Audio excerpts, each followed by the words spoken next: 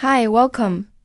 Enjoy the content, make sure to subscribe and turn on notifications. James sat on the couch, his glass of half-finished whiskey forgotten in his hand, watching Olivia through the living room mirror.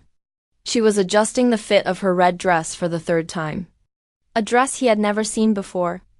It was a tight, bold choice that would undoubtedly turn heads, with a neckline she usually avoided.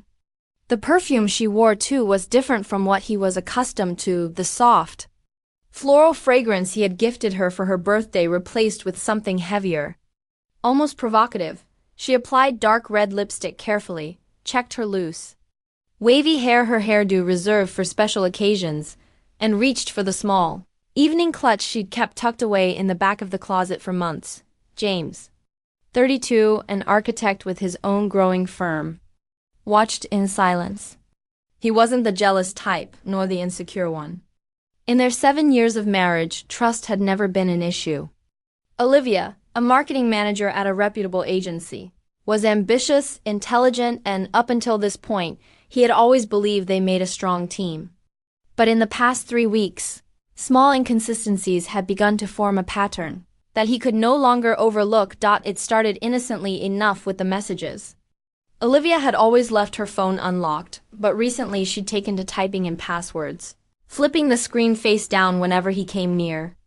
Then came the late-night meetings, the calls she took while stepping out of the room, the faint, almost secretive smile she tried to suppress while texting. James noticed the credit card statements, 2 expensive dinners at places they'd never been, lingerie purchases from stores he didn't recognize, payments made at boutique hotels downtown. He wasn't the type to confront without evidence. He had always been methodical, rational, and architect who worked with precise blueprints and calculations. So instead of acting on impulse, he waited, observed, and made careful mental notes of each inconsistency. Olivia had claimed she was in client meetings, but when James casually called her office, the receptionist mentioned she'd left early. She'd said she was too tired to go out with him on weekends. Yet old photos kept appearing on her social media, posted as if they were taken that same day, covering up her real whereabouts and activities. The tipping point came the night before, when James found a crumpled receipt in Olivia's coat pocket. It was for a dinner for 2 at an upscale steakhouse at the exact time she'd told him she was on a video call. That was when he knew this wasn't paranoia anymore. It was real. Olivia was leading a parallel life, and he needed solid proof before making any decisions. So, when Friday night came, and Olivia descended the stairs in that new dress, with the strong perfume and the nonchalant announcement, "I'm going out tonight, okay?" James felt a strange calm settle over him. It wasn't explosive anger nor desperation. It was clarity. He set his glass on the coffee table, stood slowly, and looked at her straight in the eyes. "If you walk out that door, don't come back." Olivia stepped in the middle of the room, her clutch already slung over her shoulder. She blinked as if processing his words, then let out a short, almost nervous law. "Seriously, James, drama now. I'm just meeting some girlfriends for drinks. You're overreacting." "I'm not overreacting," he replied, his voice steady and even. "If you step through that door, the marriage is over. It's that simple." She rolled her eyes, adjusted the strap of her bag, and shrugged. "You're being ridiculous. We'll talk when I get back." And without another word, she opened the door, walked out, and closed it behind her with a final decisive click. James listened as her car started, heard the tires crunch over the driveway gravel, and waited until the sound faded completely. Then he picked up the phone, dialed the number he'd saved 2 days earlier. "Garrett, she just left. Red dress, silver car? You have the plate. I want everything documented. Photos, video, exact time, location, who she's with. Don't lose sight of her." Garrett was a private investigator James had hired 48 hours before, after finally accepting he needed solid proof. A discreet man, former police with an impeccable reputation, James didn't want just suspicions. He wanted irrefutable evidence. As Hugh did. James opened his laptop and reviewed the emails Garrett had already sent over the past few days. There were records of Olivia checking into downtown hotels in the afternoon and leaving 2 hours later. Blurry photos had her dining with someone at secluded restaurant tables, but no clear image of the man's face. Until then, James didn't know who it was. But he had a feeling tonight would be different. And her past, then too. James couldn't eat, just sat in the dark living room, staring at his phone, waiting for the call. When it finally buzzed, he answered before Theskin rang. "You're going to want to see this in person," Garrett said, his voice low and serious. "She's at a bar downtown, the Crimson Lounge." "And James, you know the guy." James' stomach tightened. "Who?" "Ethan. Ethan Morrison. Your junior partner." A long silence followed. James felt the air leave his lungs. Ethan, the 30-year-old hired a year and a half ago. The guy he'd mentored, who was building his own client base within the firm. Ethan, who joined them for dinners at their house. Ethan, who greeted James every damn morning with sincere smiles and firm handshakes. "You sure?" James asked, his voice hoarse. "Absolutely. I'm watching them right now." She's sitting on his lap in the corner of Thaber, kissing, hands all over each other. "It's not subtle, James. It's blatant." James closed his eyes, took a deep breath, and made a decision. "Send me the address." "I'm on my way. You sure?" "Might be better to wait and gather more evidence before." "I'm going now." Garrett sighed on the other end. "Okay, but don't go alone. Bring someone with you. A witness always helps." James hung up, grabbed his car keys, and made one quick call before leaving. "Richard, it's me. I need you to come with me right now. No time to explain, but it's about the divorce. Bring a standard separation agreement and your camera. I'll pick you up in 10 minutes. Richard was the family attorney recommended by a C. Orker. James had discreetly consulted him the previous week just to understand his rights, options, and legal process. Richard was direct, pragmatic, and immediately recognized the urgency in James's voice. The drive to the Crimson Lounge was fast and silent. Richard asked no questions, just reviewed documents on his table while James gripped the steering wheel tightly. When they arrived, Garrett was waiting outside, a professional camaranging from his neck. "They're still in there. Table in the far left corner. Sheared champagne. They're celebrating something," Garrett reported, showing photos on the camera's display. James looked. There was Olivia laughing, head thrown back as Ethan whispered something in her ear. Hessians were on her waist. The intimacy was undeniable, repulsive. "Let's go in," James said, his voice calm but loaded. Richard placed a hand on his shoulder. "Stay calm. No yelling, no violence. You want to walk out of this as their assinable one, not the crazy one." "Gotti?" James nodded. The three of them walked into the bar. The lighting was dim. Jazz played softly in the background, and the place was filled with couples and groups at scatter-edibles. James headed straight for the left corner where Olivia and Ethan were so absorbed in each other they didn't notice him approaching until he stood beside their table. "Olivia," James said, his voice cutting through her laughter. She turned and froze. Her smile vanished instantly, her eyes widened, and she pulled away from Ethan as if burned. "James, what are you doing here?" Ethan, meanwhile, looked like a man who'd just seen a ghost. He stood quickly, tripping over his own chair. "James, this isn't what it looks like." "Not what it looks. James repeated with an ironic smile that didn't reach his eyes. "Funny, Ethan, because from where I'm standing, it looks like my junior partner is sleeping with my wife. It looks like you two are celebrating something. Maybe the fact that you thought I was too stupid to notice." Olivia stood up, her voice trembling. "James, please, let's talk at home. Not here. Not like this." "Oh, now you want to talk at home." James crossed his arms. "Interesting. Because when you left earlier, I warned you. I told you if you walk out that door, don't come back. And you laughed at me. You thought I was being dramatic." Garrett, standing a few steps behind, lifted his camera and began discreetly taking photos. Richard remained beside James, holding a folder of documents, watching everything with a dedicated gaze. "Who are these guys?" Ethan asked, his voice an octave higher. "That's Garrett, the private investigator I hired to follow my wife," James replied calmly. "And that's Richard, my divorce attorney. They're here to document everything." Olivia went pale. "Divorce, James? You can't be serious." "I'm very serious. And you, Ethan? You're fired. Effective immediately. And more than that, I'm reviewing every contract you've handled in the last 6 months because something tells me this goes beyond a simple affair. Ethan started sweating. What are you talking about? I'm talking, James said, stepping closer, about the fact that 3 proposals I submitted to major clients were leaked to competitors. I'm talking about confidential meetings mysteriously canned. I'm talking about you using my wife to steal information from my own firm. Ethan's expression changed.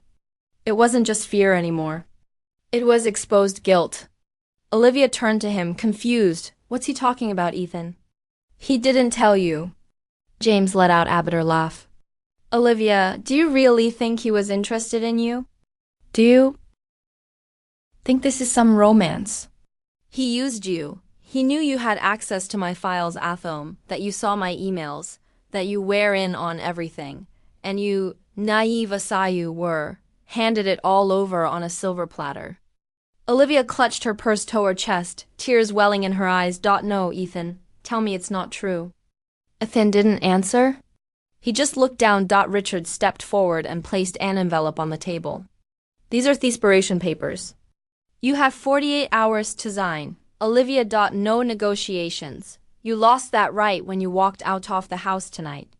James, please. Olivia begged, tears now streaming freely. I made a mistake. I was an idiot. But we can fix this. We can. No, James interrupted, his voice firm but without anger. We can't. You made your choice, and I've made mine. He turned and walked toward the exit.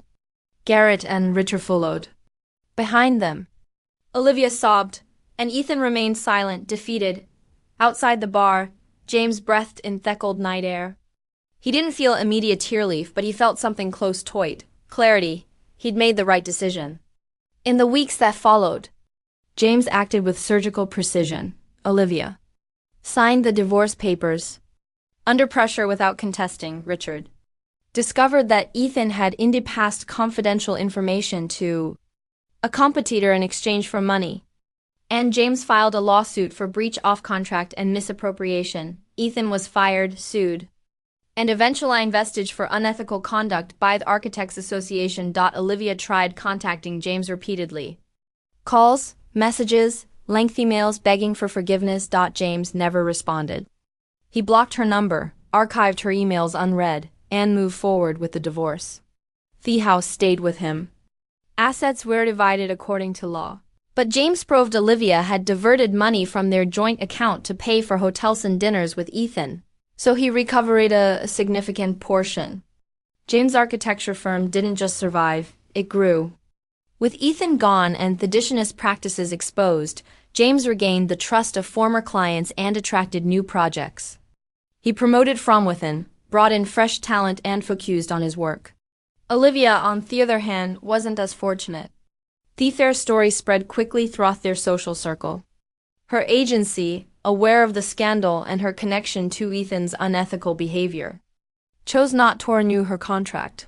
She lost her job, lost mutual friends who sided with James, and eventually moved to another city. 9 months later, James was at a downtown cafe when he saw Olivia. She sat alone by the window, looking at her phone with a weary expression. Her hair was shorter, lacking its former luster. She wore simple clothes, nothing like the sophistication James remembered.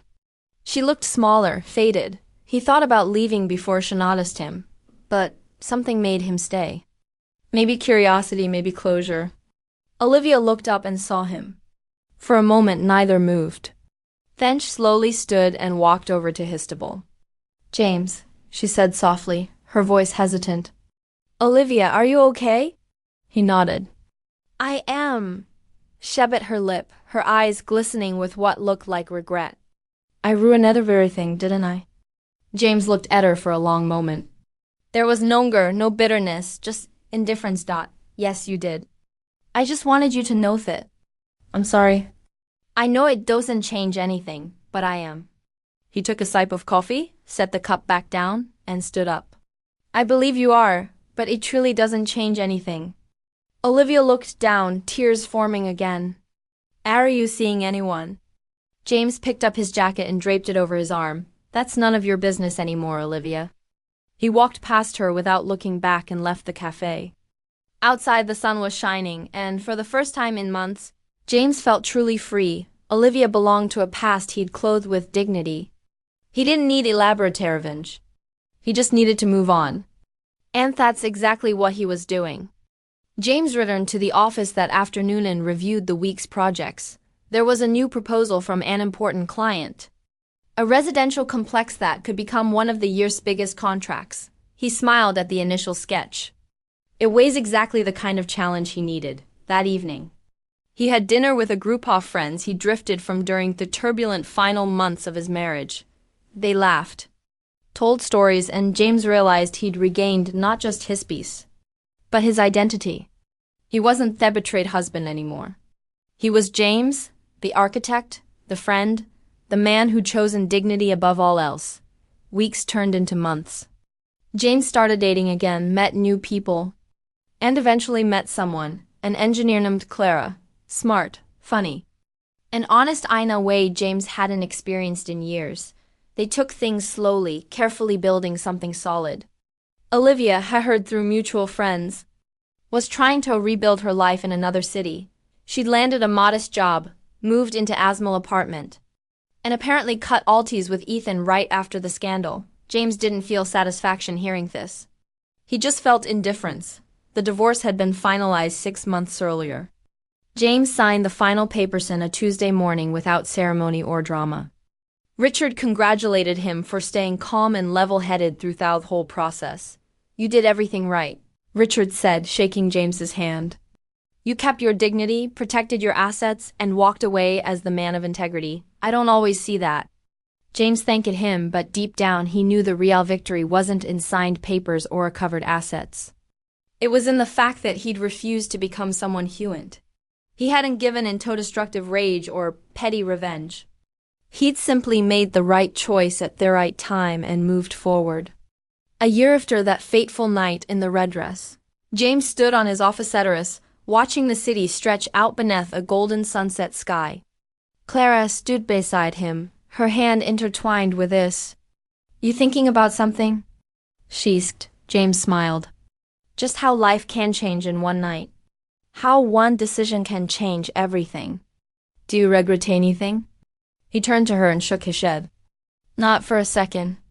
And it was true. James had learned that broken trust can't be fixed, that dignity is negotiable, and that sometimes the best way to win is simply to refuse to lose. He'd given Olivia the chance to choose, and she had, and he, in turn, had chosen himself. That red dress, that strong perfume, that closing door. It had all become just a closed chapter. James had turned the page and was writing a new story, one where he was the protagonist of his own life, not the victim of someone else's. And as the sun set over Thessaly, James felt a deep peace. He was exactly where he was supposed to be. Thank you for watching the video. If you enjoyed it, don't forget to subscribe to the channel and turn on notifications so you won't miss any updates. See you next time.